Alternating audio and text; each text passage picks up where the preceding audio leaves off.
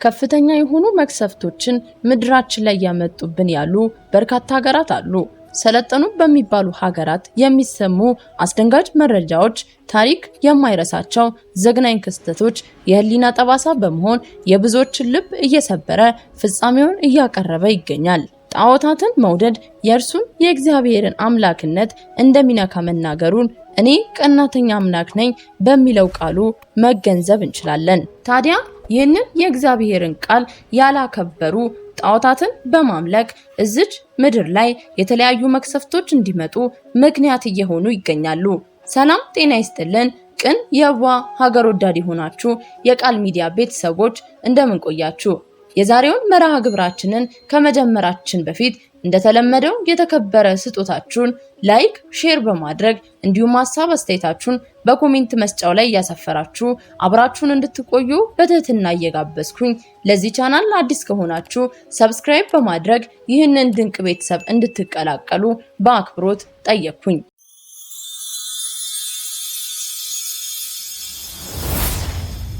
በታይላንድ የመሬት መንቀጥቀጡ ከመከሰቱ በፊት ትልቅ የእግር አሻራ በባህር ውስጥ ታይቷል። ይህ ብቻ አይደለም። የቡድሃ እምነት ተከታዮች በጣዖታቸው ፊት አምልኮ ሊፈጽሙ ጣዖታትን እያሰማመሩ ባሉበት በዛው ቅጽበት የመሬት መንቀጥቀጡ ተነስቷል።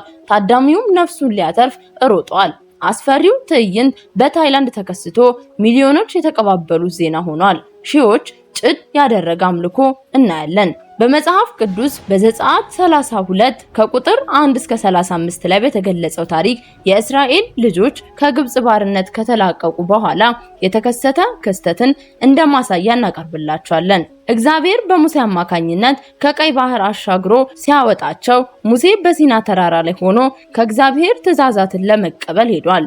ህዝቡ ግን ታጋሽ መሆን አልቻለምና ሙሴ እስኪመለስ እኛን የሚመራ አምላክ እንፍጠር ብለው የወርቅ ጌጣቸውን ሰብስበው ለአሮን ሰጡት። አሮንም ይህንን ወርቅ አቅልጦ የወርቅ ጥጃ ምስል ሰራ። ህዝቡ እስራኤል ሆይ ይህ ከግብጽ ያወጣኸው አምላክ ነው ብለው ይህንን ጣዖት አመለኩ፣ ተገዙለትም፣ መስዋዕትንም አቀረቡለት። እናም በዙሪያው ዘፈኑለት። ነገር ግን ይህ የእግዚአብሔር ቁጣ አስነሳ። በመጽሐፍ ቅዱስም ይህ ታሪክ ተጽፏል። እግዚአብሔር ሙሴን አለው፣ ህዝቤን ራሳቸውን አበላሽተዋልና ከኔ ተለይተው ጣዖታትን ሰርተዋልና በዚህ ምክንያት አደጋ ይደርስባቸዋል አለው። ሙሴም ወርዶ ጣዖታቱን ሰባበረ። እግዚአብሔርም በህዝቡ ላይ ቸነፈር ላከ። ወደ 3000 የሚጠጉ ሰዎች በአንድ ቀን ሞቱ። ይህ ታሪክ ጣዖት መፍጠርና መውደዳቸው እንዴት ወደ ውድመት እንዳመራቸው የሚያሳይ ነው። በመጽሐፍ ቅዱስ ጣዖታትን መውደድ እግዚአብሔርን መቃወም ነው። ይህ ወደ አደጋና ውድመት እንደሚያመራም የመጽሐፍ ቅዱስ ታሪክ ምስክር ነው። ከባቢሎናውያን ውድቀትን፣ ከእስራኤላውያን ቸነፈርን፣ ከሰዶም እሳታማ ፍርድን ይህ ትምህርት ያስተምረናል። ታዲያ ዛሬም ይህ ምልክት ለኛ ተገቢ ነው። ለመሆኑ በታይላንድ ምን ተፈጥሮ ነው የሚለውን አንድ በአንድ እንመለከታለን። ከመሬት መንቀጥቀጡ ከሰዓታት በፊት የቡድሂስት እምነት ተከታዮች ጣዖታቸውን ለመምሰል እና ለማምለክ በዝግጅት ላይ በነበሩ ጊዜ የተፈጠረው ነገር እጅግ አስደንጋጭ ነው። ለመሆኑ እነዚህ ህዝቦች ለምን ጣዖታትን ያመልካሉ? ምን ያህልስ ህዝብ ያመልካል ስንል በታይላንድ ዋነኛው ሃይማኖት ቡድሂስት ሲሆን ከሀገራቱ ህዝብ 80% በላይ የሚሆነው ይህንን እምነት ይከተላሉ። በዚህ ባህል ውስጥ ጣዖት ወይም የቡድሃ ምልክትን መምሰል የአምልኮና የክብር ምልክት ማድረግ እንደነዚህ ያሉ ህዝቦች ጋር ልክ ነው ወይም እውነት ነው። ሰዎች በእነዚህ ጣዖታት ፊት ይጸልያሉ፣ ስጦታዎቻቸውንም ያቀርባሉ ወይም ደግሞ ማሰላሰልን ይለማመዳሉ።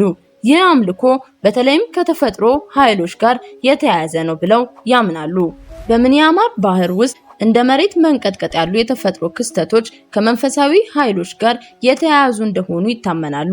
ስለዚህ ከመንቀጥቀጡ በፊትም ጣዖቶቻቸውን ማዘጋጀታቸው ምናልባትም ለመጪው ክስተት መንፈሳዊ ዝግጅት ወይም ጥበቃ መጠየቅ ሊሆን ይችላል የሚሉም አሉ።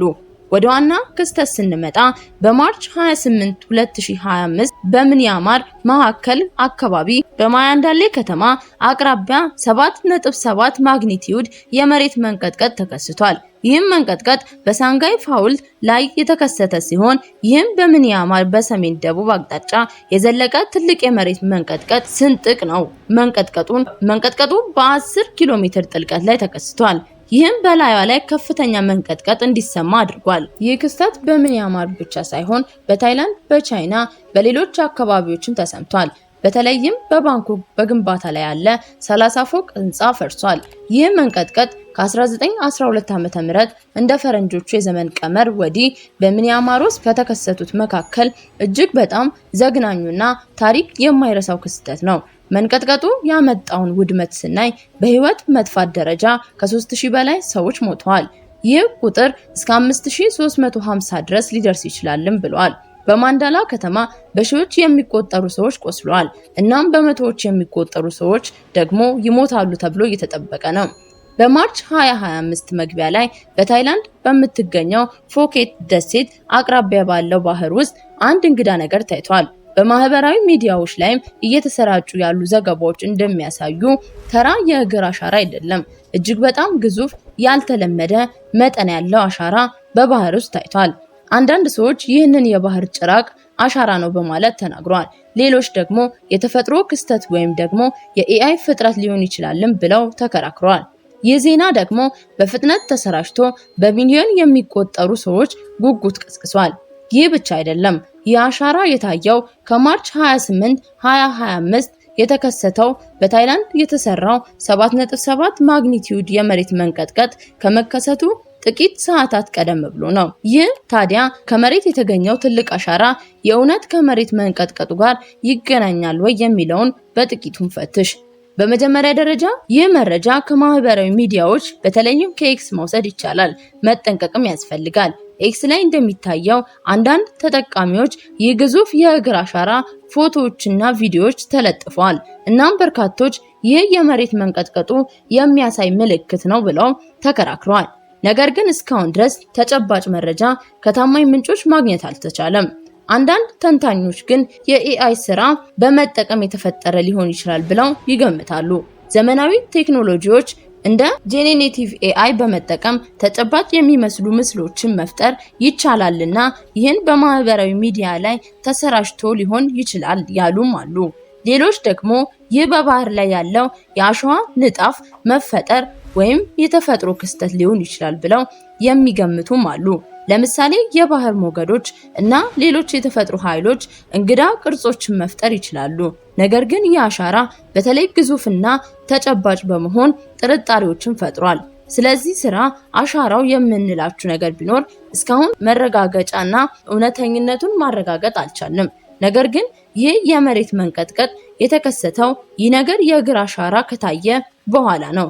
ይህም ዘገባ በሰፊው እየታየ ይገኛል። ሰለጠኑ የሚባሉ ሀገራትን ጨምሮ ዛሬ ላይ ደግሞ በተለይ ጣዖታትን በማምለክ ከፍተኛ የሆኑ መቅሰፍቶችን ምድራችን ላይ እያመጡብን ያሉ በርካታ ሀገራት አሉ። በመጽሐፍ ቅዱስ ውስጥ እግዚአብሔር እንደሚነግረን አምላክ ብቸኛ እውነተኛ አምላክ እርሱ መሆኑን በግልጽ አስተምሮናል። እናም ጣዖታትን መውደድ የእርሱን አምላክነት እንደሚነካም መናገሩን እኔ ቀናተኛ አምላክ ነኝ ከሚለው መረዳት እንችላለን። እንዲሁም ኃጢአት መሆኑንም አሳውቆናል። እግዚአብሔርም እንዲህ ይላል፣ ከኔ በቀር ሌላ አምላክ እንዳታመልኩ፣ ለራስህም የተቀረጸ ምስልን አታድርግ፣ እኔ ቀናተኛ አምላክ ነኝና ብሏል። የባቢሎንን ቅጣት ሁላችንም እናውቃለን። የእነርሱን ተግባር እግዚአብሔርን አስቆጥተው ነበረ።